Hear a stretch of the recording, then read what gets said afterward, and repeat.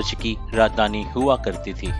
हालांकि बहुत कम लोग जानते हैं कि मंदोर का ताल्लुक रामायण से भी है। ऐसा माना जाता है कि रावण की पत्नी जिसका नाम है मंदोर गार्डन। जोधपुर के बसने से पहले मंदौर मारवाड़ साम्राज्य। नया दिन, एक और नया सफर, और हमारा जोधपुर का सफर पहुंच चुका है अपने अगले पड़ाव पे। हम पहुंच चुके हैं एक ऐसी जगह जिसका ताल्लुक ना सिर्फ जोधपुर के इतिहास से है, हम सबके यानी कि भारत के इतिहास से भी है। हम पहुंच चुके हैं मंदौर में। जोधपुर शहर से 9 किलोमीटर दूर बसी है ये खूबसूरत जगह जिसका नाम है मंदौर गार्डन। जोधपुर के बसने से पहले मंदौर मारवाड़ साम्राज्य की राजधानी हुआ करती थी। हालांकि बहुत कम लोग जानते हैं कि मंदौर का ताल्लुक रामायण से भी है।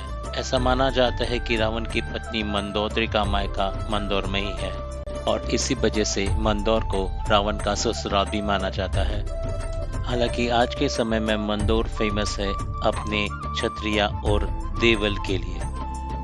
एक खास बात, मंदौर गार्डन में एंट्री के लिए कोई भी फीस नहीं ली जाती है। हालांकि अगर आपको म्यूजियम देखना है तो उसके लिए फीस बिल्कुल लगेगी। आपकी स्क्रीन पर फिलहाल आपको दिखाई देगा मंदौर गार्डन में आप क्या क्या देख सकते हैं। इनमें से नागाधड़ी डैम और ओल्ड मंदौर फोर्ट अभी फिलहाल टूरिस्ट के लिए बंद किया गया है। मेन गेट से करीबन 200 मीटर चलने के बाद हम पहुंच गए इस खूबसूरत दरवाजे की ओर जिसका नाम है अजीत पुल, जिसे महाराजा अजीत सिंह ने बनवाया था। पुल इस शब्द का मीनिंग होता है दरवाजा। आपको गुजरात और राजस्थान में ये वर्ड पुल काफी कॉमनली सुनाई देगा। इनफैक्ट राजस्थान के ज्यादातर फोर्ट के दरवाजे को पुल ही कहा जाता है। अजीत पुल से निकलती ही आपको लेफ्ट हैंड साइड पे दिखाई देगा भैरू जी का टेम्पल। यहाँ पे आपको काले भैरू जी, गोरे भैरू जी और सेंटर में गणपति जी के दर्शन होंगे।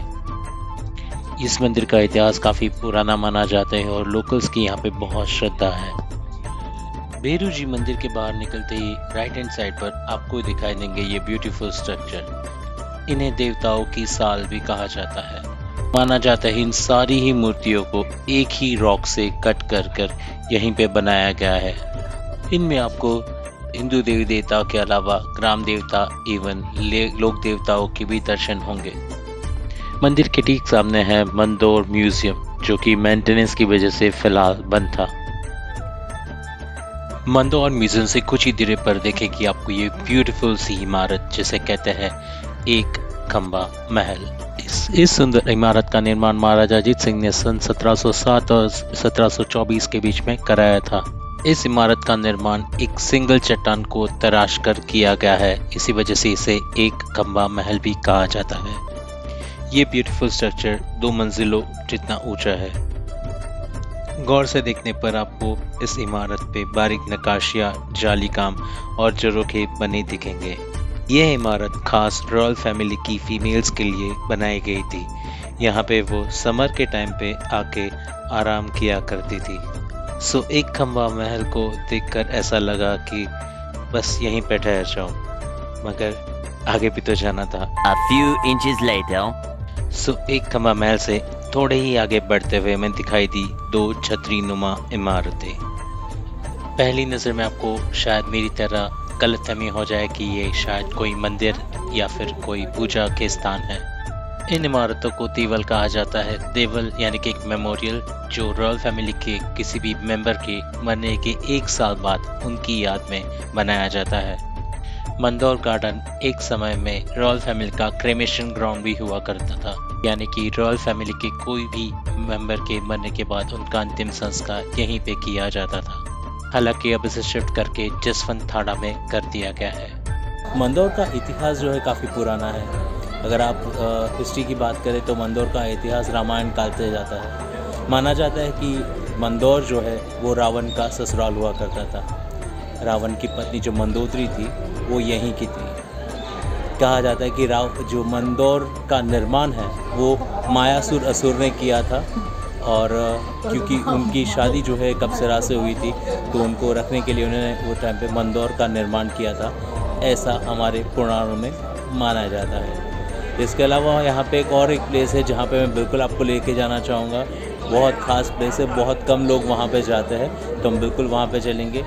मुझे एक और प्लेस पे जाना था जो है मंदौर का किला, बट मुझे सिक्योरिटी गार्ड ने बताया कि it is not really safe to go there because वो स्ट्रक्चर काफ़ी ऑलमोस्ट ढह चुका है। सिर्फ वहाँ पे चामुंडा माता का एक मंदिर ही बचा है and it is not advisable to go, so security come first, so मैं डेफिनेटली वहाँ पे नहीं जा पाऊँगा। दूर से शायद मैं आपको कुछ वीडियो दिखा दूँ उस प्लेस की। बहुत सारे यहाँ पे देवल है, बहुत सारे यहाँ पे छतरियाँ लगी हुई है। अगर आप इतिहास में इंटरेस्ट रखते हो तो आपको समय लेकर यहाँ पे आना चाहिए। एक मेन अट्रैक्शन है जो जिसे कहते हैं एक Khamba Mahal. It was basically a leisure place for royal females here, जो आप बिल्कुल देख सकते हैं क्योंकि माना जाता है कि उसे एक सिंगल पत्थर से उतर कर बनाया गया है और it is one of the beautiful piece of architecture. So that's all from my side. फ़िलहाल तो मैं अब यहाँ से प्रस्थान करूँगा और जो आपको मैंने सीक्रेट प्लेस बताई वहाँ पे मैं डेफिनेटली आपको लेके जाना चाहूँगा before this day ends. A few moments later. बाहर निकलते वक्त मुझे कुछ लोकल्स ने एक जगह के बारे में बताया और मैं सुनने के बाद रह नहीं पाया इस जगह पे आने के लिए। ये जगह फिलहाल पुरातत्व विभाग के अंदर में आती है, जो गाँव के मंदौर का नाता रामायण से रहा है और मैं भी ढूंढ रहा था एक ऐसी जगह जिस बात की पुष्टि कर पाए। मेरी यही खोज मुझे लेकर आई यहाँ। लोकल्स के हिसाब से ये वही जगह है जहाँ पे रावण और मंदोदरी की शादी हुई थी। अब तो यहाँ पे एक मॉडर्न स्ट्रक्चर अवेलेबल है, लेकिन इसके साथ में ही एक पुराना और प्राचीन शिलालेख और स्कल्पचर आपको नजर आएगा। ये शिलालेख काफी पुराना या फिर प्राचीन लग रहा है। लो, इन सब के बीच में एक बात तो मैं कहना भूल ही गया।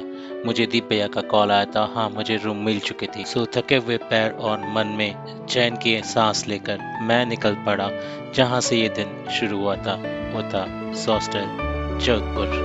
सो इसी तरह जोधपुर में मेरा पहला रोमांच से भरा दिन पूरा हुआ, लेकिन हमारा सफर अब भी जारी है। तो मिलते हैं नेक्स्ट एपिसोड में। वीडियो को आखिरी तक देखने के लिए बहुत बहुत धन्यवाद और अगर आप चैनल पे नए हैं तो इस चैनल को सब्सक्राइब करना ना भूलिएगा।